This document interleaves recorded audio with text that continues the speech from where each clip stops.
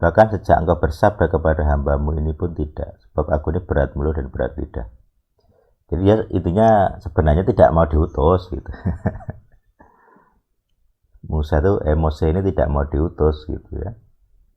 Jadi dia minta tanda yang mustahil gitu ya. Minta tanda untuk supaya membuktikan dirinya gitu. Dari tongkat jadi ular, tangannya putih, air menjadi darah gitu. Masih karena sudah waduh kok dijawab gitu ya. Kok memang diberi tanda. Sekarang aku harus cari alasan lain gitu ya. Alasannya ya aku bukan ahli bicara. Tidak pandai ngomong gitu ya. Jadi dia agak meninggi ya nadanya. Sekarang pergilah aku ada beserta mulutmu. Karena yang dibahas dalam mulut ya, dia bilang aku ada beserta mulutmu, itu bersama ya. Tuhan yang ada di gunung Horeb ini punya emosi ya, punya emosi kayak manusia gitu. Jadi dia negosiasi ngomong ke Mose, aku mengutusmu, nolak, dikasih tanda, nolak, bilang gak bisa ngomong, marah dia. Kamu tuh bisa, aku bersamamu, aku bersama mulutmu gitu. Tapi nolak lagi kan, ya sudah, aku kirim kakakmu sebagai jubir. Udah mentok dia, Mose mentok, gak bisa alasan lagi. Jadi relasi manusia dengan Tuhan itu ada negosiasi, ada kesepakatan, ada kehendak bebas gitu ya. Kalau manusianya nolak ya Tuhan marah gitu ya. Ya, jadi amarah Tuhan ini ya itu ada konsekuensinya gitu ya. Tapi masih enak sih karena Mose ini diberi banyak kelonggaran sebenarnya. Untuk orang-orang lain mungkin tidak akan selonggar itu. Dia bantah ini itu mungkin tidak akan seenak itu akibatnya. Tapi Mose ya itu legal kan orang terpilih gitu ya. Didengarkan, punya hak suara, itu enaknya. Nggak enaknya ya karena diutus Tuhan mesti ada konflik dengan manusia lain. Mose konflik dengan orang Israel sendiri gitu ya. Konflik dengan orang Misraim, dengan Paroh, dengan raja-rajanya, dengan tentaranya gitu. Dan setelah dia mimpin orang Israel juga gak jaminan orang Israel akan taat. Kami ingin kembali ke Mesir. Nah itu banyak sekali yang bikin Mose sendiri ini marah lalu memukul air Meriba sehingga dia tidak bisa masuk Kanaan gitu. Jadi sujud menyembah itu suatu bentuk ibadah atau wujud penyembahan dari bangsa Ibrani atau bangsa Yahudi.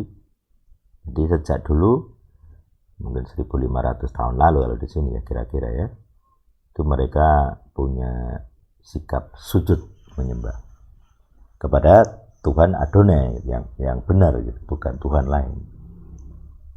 Jadi kalau agama sebelah mengklaim kami meneruskan agama Yahudi. Padahal Tuhannya beda.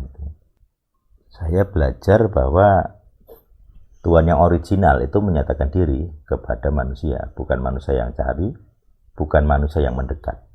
Itu poin penting di dalam iman itu. Jadi siapa Tuhan yang mendekatkan diri kepada saya, ya itu jadi Tuhan saya. Intinya prinsipnya yang di sini itu begitu ya.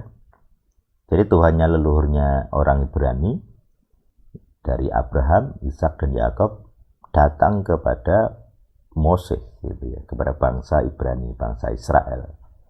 Jadi Ibrani itu sangat luas, keturunannya karena itu Ibrani itu kan Eber ya. Eber kemudian satu garis kepada Israel, kepada Yakub gitu. Nah itu ada Tuhannya, ada Tuhan dari leluhurnya. Nah, akhirnya dari Adam, ya, Tuhannya Adam sebenarnya itu satu garis lurus. Jadi ada istilahnya silsilah iman. Nah sekarang silsilah imanmu dari siapa? Tuhannya mana? Gitu ya. Itu nanti bisa ketahuan ada jejak-jejaknya. Nah jadi setelah Tuhan mengutus Mose, Aharon kemudian bicara kepada umat itu seluruh bangsa Israel. Dengan tanda-tanda itu ya mereka percaya dan sujud. Nah, itu luar biasa gitu. Jadi itu tanda mereka percaya gitu. Oke, saya percaya. Jadi orang-orang ini tidak menyaksikan Moses di Gunung Horeb gitu, tapi mereka melihat ini utusan punya tanda-tanda mukjizat gitu ya. Oke, saya percaya gitu. Ini mirip-mirip sebenarnya dengan pengakuan Kristen. Kita tidak melihat Yesus disalib, tapi kita percaya kepada para utusannya, para muridnya yang datang kepada kita. Ya, demikianlah cara saya menguji tentang Tuhan dan para Tuhan.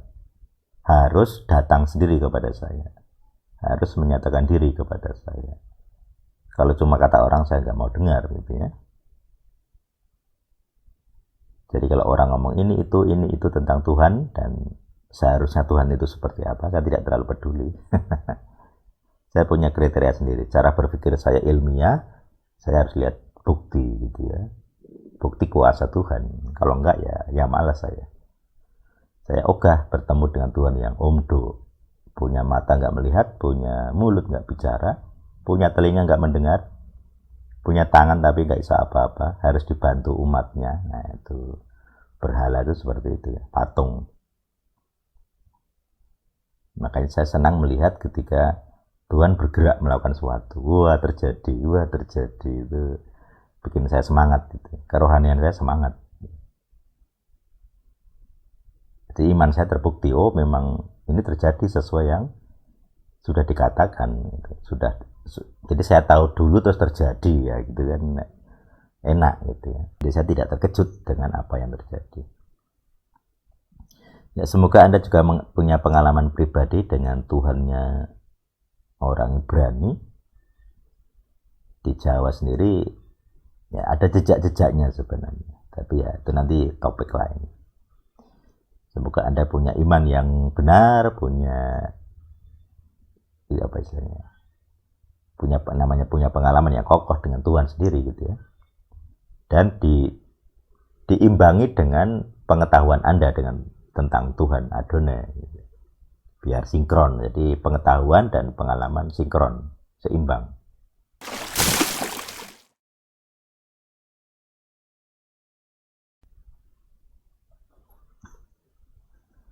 Shalom Aleichem, kita ke Translation Diary.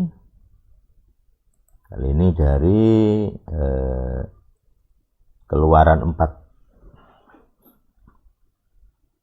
Jadi di pasal sebelumnya Tuhan sudah memanggil Mose.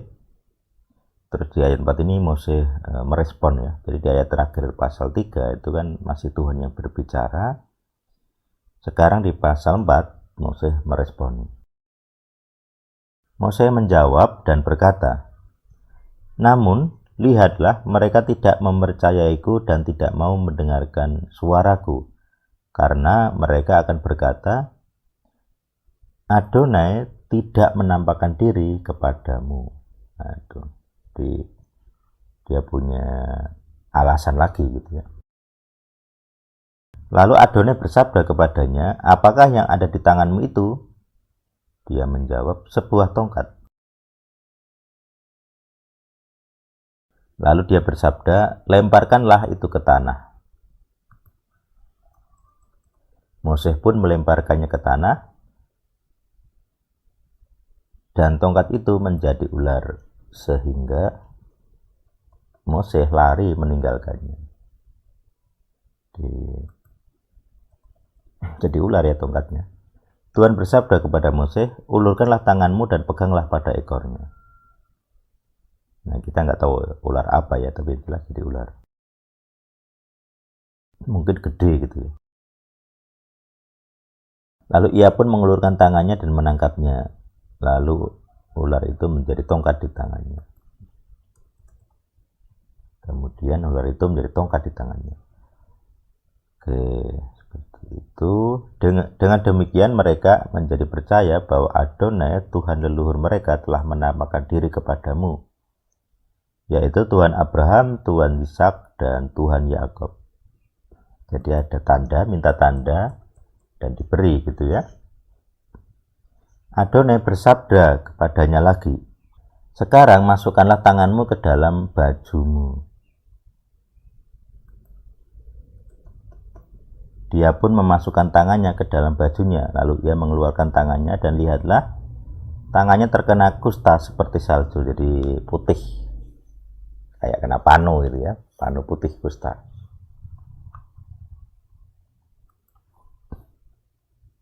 Dia bersabda, masukkanlah tanganmu kembali ke dalam bajumu.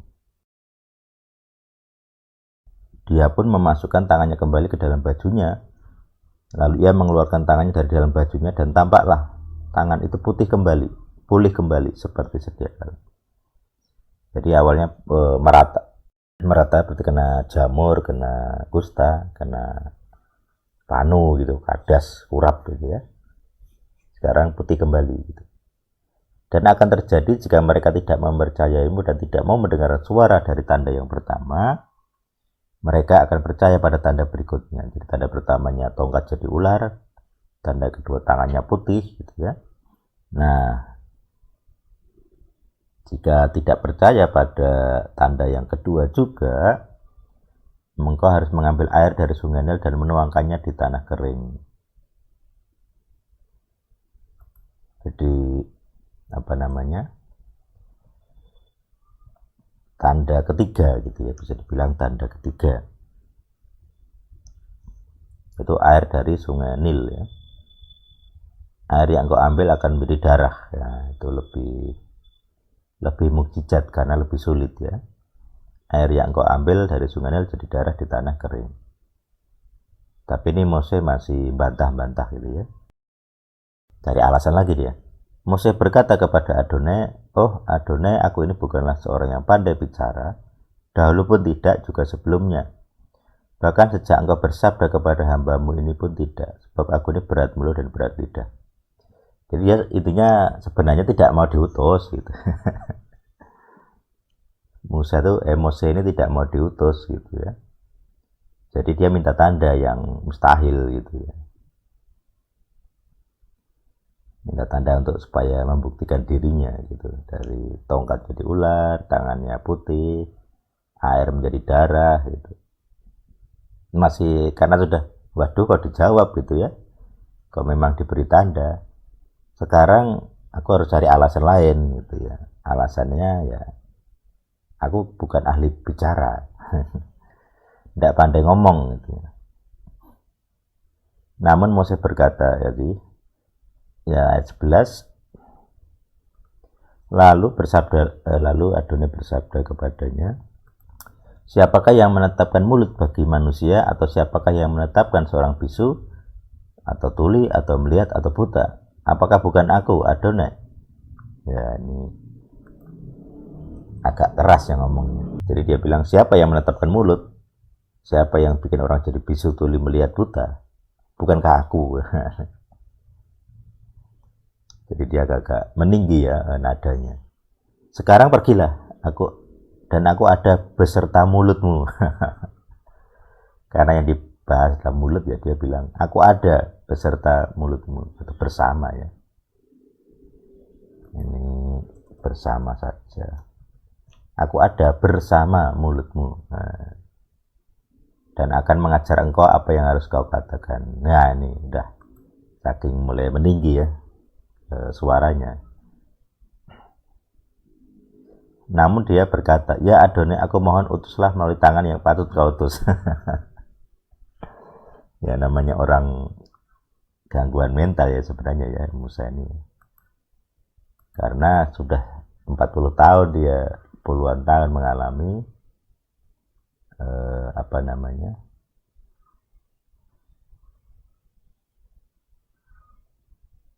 maka murka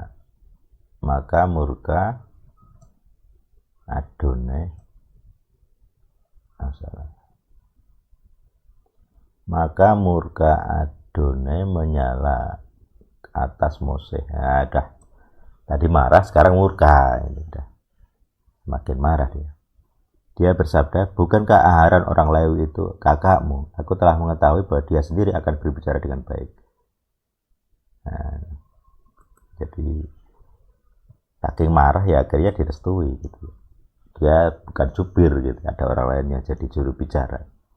Dan juga lihatlah dia sendiri akan keluar untuk menjumpai engkau. Apabila dia sudah menjumpai engkau, maka dia akan bersukacita dalam hatinya. Jadi ya direstui gitu ya. Engkau akan berbicara kepadanya dan engkau akan menaruh perkataan itu ke dalam mulutnya. Aku ada beserta mulutmu dan mulutnya.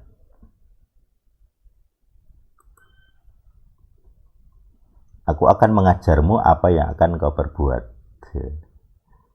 Saking marah dia ya, murka. Ini diutus kok tidak mau. Jadi Tuhan yang ada di Gunung Horeb ini punya emosi ya, punya emosi kayak manusia gitu. Jadi dia negosiasi ngomong ke Moses, aku mengutusmu, nolak, dikasih tanda, nolak. Bilang nggak bisa ngomong, marah dia. Kamu tuh bisa, aku bersamamu, aku bersama mulutmu gitu.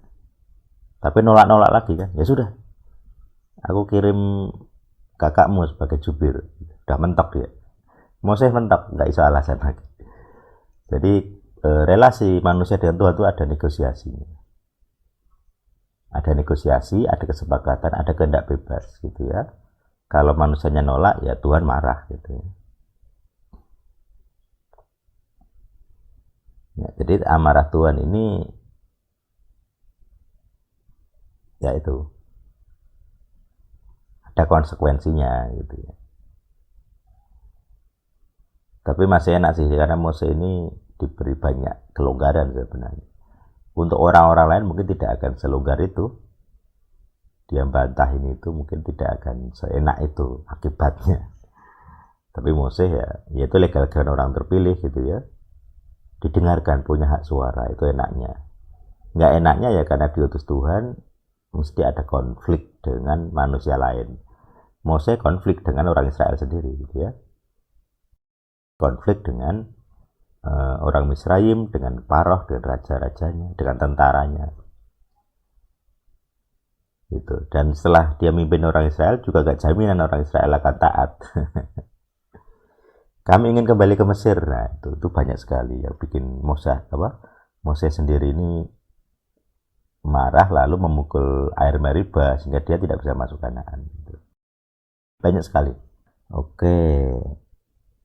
Dia akan berbicara bagimu kepada umat itu dan sungguh dia sesungguhnya gitu aja ya. Sesungguhnya dia akan menjadi mulut bagimu dan engkau akan menjadi Tuhan baginya. Jadi Elohim, makanya kata Elohim itu tidak selalu berarti Tuhan sebenarnya.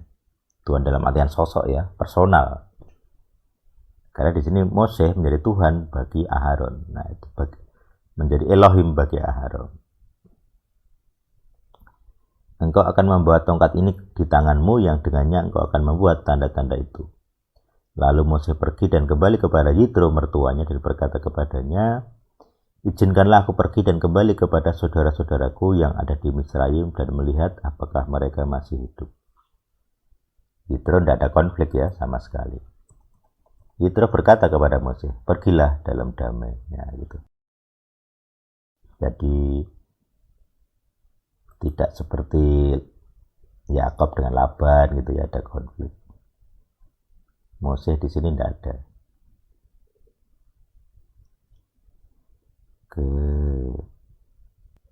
Oke, lanjut, pergilah dalam damai ayat 19 ya. Adonai bersabda kepada Moses di Midian, pergilah kembalilah ke Misraim, karena semua orang yang menginginkan nyawamu sudah mati. Jadi yang menginginkan nyawanya ya mati, ada udah umur 80-an gitu ya, dah 40 tahun sejak yang pertama. Jadi raja yang pengen dia mati mungkin itu bapaknya ya gitu ya, atau kakeknya statusnya gitu. Itu udah meninggal ya dalam masa 40 tahun ya, udah pasti tua sekali gitu ya. Mungkin orang-orang juga sudah lupa ini siapa yang pernah punya konflik dengan Moshe ini ya, termasuk yang mengetahui dia membunuh orang Mesir gitu, pasti udah tua sekali. Dia aja udah umur 40 waktu itu ya. Moshe membawa istri dan anak-anaknya lalu menaikkan mereka ke atas keledai.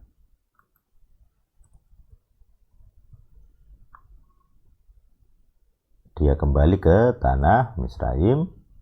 Moshe membawa tongkat Tuhan di tangannya. Nah,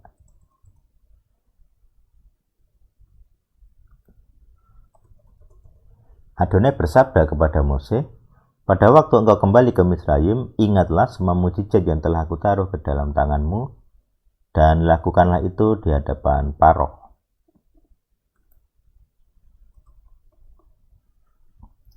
Aku akan mengeraskan hatinya dan dia tidak akan membiarkan umat itu pergi. Dari awal sudah diberi tantangan gitu. Jadi Tuhan sendiri mengeraskan hatinya dan dia tidak akan membiarkan umat itu pergi dengan enak. Gitu. Jadi Tuhan sudah melakukan itu. Jadi sebenarnya tanpa Tuhan melakukan itu pun secara logika sosial gitu ya, tidak mungkin Paroh ini membiarkan pergi. Wong itu budak ditebus tanpa bayaran kan, itu tidak mungkin. Secara sosial juga tidak mungkin. Nah di sini Tuhan mengeraskan hati itu. Jadi secara sosial tidak mungkin, Tuhan sendiri bekerja, jadi ya double. Ayat 22, engkau akan berkata kepada Paroh, beginilah Adonai bersabda. Nah ini kalimat langsungnya yang mana? Israel adalah anakku yang sulung. Aku bersabda kepadamu, suruhlah anakku pergi dan biarlah dia melayani aku. Tetapi jika engkau menolak untuk menyuruhnya pergi, lihatlah akulah yang akan membunuh anakmu sulung, anak sulungmu. Jadi ada tantangan langsung ya, jadi dari Tuhannya orang Ibrani nantang kepada raja Misraim, raja Mesir. Terus raja Mesir tentunya kaget gitu, aku raja ini di Mesir, kok aku ditantang gitu. Pastinya kan begitu. Anakku yang diancam, anak sulung, anak laki yang sulung, istilahnya putra mahkota gitu ya. Tentunya dia defend itu. Jadi dari kata-kata ini saja normalnya orang merasa terancam, dia akan membela diri gitu ya. Dia tidak mungkin membiarkan Israel pergi. Oke, terus di ayat ini ada kisah singkat tentang pengantin darah gitu. Aneh juga nanti, tapi ada tafsir-tafsir yang berkaitan dengan itu. Terjadilah di tengah jalan di suatu tempat bermalam, Adonai menemui Moshe dan bermaksud untuk membunuhnya. Tuhan sendiri bermaksud membunuh Moshe gitu. Kenapa? Tidak terlihat jelas di keempat ayat ini atau kelima ayat ini ya. Tetapi ada beberapa penjelasan tentang itu. Oke, nah di sini Zipora istrinya itu melakukan sesuatu ya. Zipora mengambil pisau batu dan memotong kulit katan anaknya dan menyentuhkannya pada kaki Moshe. Wanita itu berkata, engkau adalah pengantin darah bagiku. Nah, ini perlu dilihat maksudnya apa itu secara literal pengantin darah. Maka dia suruh daripadanya pada saat wanita itu berkata pengantin darah mengenai sunat itu. Jadi ini menarik, itu pengantin darah itu bisa jadi topik tersendiri nanti di dalam satu sesi gitu ya. Oke, 427 Adonai bersabda kepada Aharon, pergilah ke padang gurun menemui Moshe. Ya, jadi kepada Moshe ngomong, ternyata kepada Aharon juga ngomong dia. Pergilah ke padang gurun menemui Moshe. Nah, ini menarik. Jadi dia dua-duanya diberi ini ya, diberi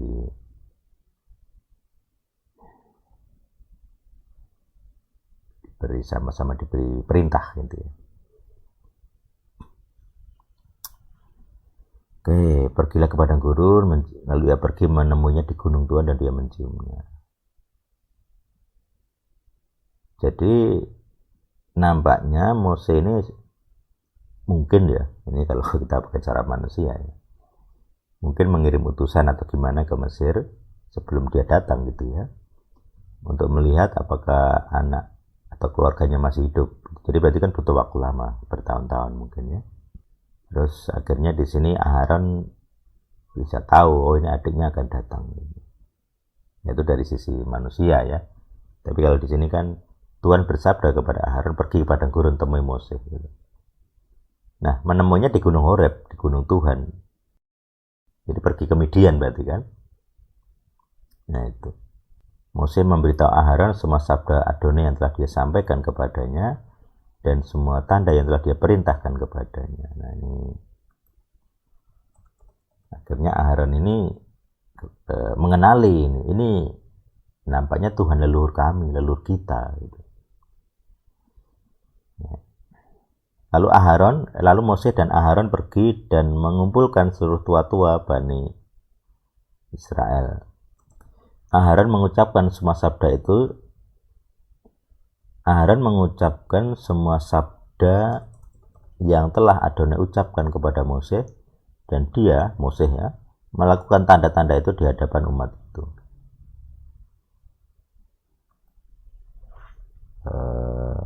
Sehingga umat itu percaya, sehingga umat itu percaya dan mereka mendengar bahwa Adonai melawat Bani Israel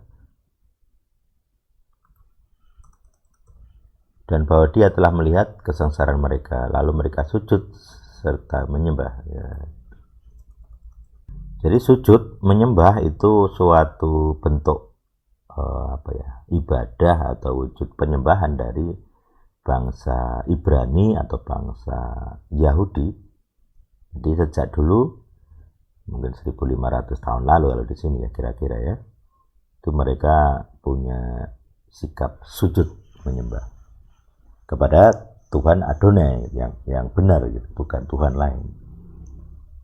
Jadi kalau agama sebelah mengklaim kami meneruskan agama Yahudi, padahal Tuhannya beda. Gitu. Dan mereka bisa ngoceh sesukanya, terserah. Baik, jadi di sini saya belajar bahwa Tuhan yang original itu menyatakan diri kepada manusia, bukan manusia yang cari, bukan manusia yang mendekat. Itu poin penting di dalam iman itu. Jadi siapa Tuhan yang mendekatkan diri kepada saya, ya itu jadi Tuhan saya. Intinya prinsipnya yang di sini itu begitu ya. Jadi Tuhannya leluhurnya orang Ibrani dari Abraham, Ishak dan Yakub datang kepada Mose gitu ya, kepada bangsa Ibrani, bangsa Israel. Jadi Ibrani itu sangat luas, keturunannya karena itu Ibrani itu kan Eber ya. Eber kemudian satu garis kepada Israel, kepada Yakub gitu. Nah itu ada Tuhannya, ada Tuhan dari leluhurnya. Nah, dari Adam, ya, Tuhannya Adam sebenarnya itu satu garis lurus. Jadi ada istilahnya silsilah iman. Nah, sekarang silsilah imanmu dari siapa? Tuhannya mana? Gitu ya. Itu nanti bisa ketahuan, ada jejak-jejaknya. Nah, jadi setelah Tuhan mengutus Mose, Aharon kemudian bicara kepada umat itu, seluruh bangsa Israel. Dengan tanda-tanda itu ya, mereka percaya dan sujud. Nah, itu luar biasa gitu. Jadi itu tanda mereka percaya gitu. Oke, saya percaya. Jadi orang-orang ini tidak menyaksikan Mose di Gunung Horeb gitu, tapi mereka melihat ini utusan punya tanda-tanda mukjizat gitu ya. Oke, saya percaya gitu. Ini mirip-mirip sebenarnya dengan pengakuan Kristen. Kita tidak melihat Yesus disalib, tapi kita percaya kepada para utusannya, para muridnya yang datang kepada kita. Nah, seperti itu. Ya, demikianlah cara saya menguji tentang Tuhan dan para Tuhan. Harus datang sendiri kepada saya. Harus menyatakan diri kepada saya. Kalau cuma kata orang, saya nggak mau dengar gitu ya. Jadi kalau orang ngomong ini itu tentang Tuhan, dan seharusnya Tuhan itu seperti apa, saya tidak terlalu peduli.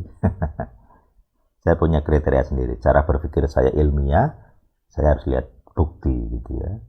Bukti kuasa Tuhan. Kalau enggak ya malas saya. Saya ogah bertemu dengan Tuhan yang omdo.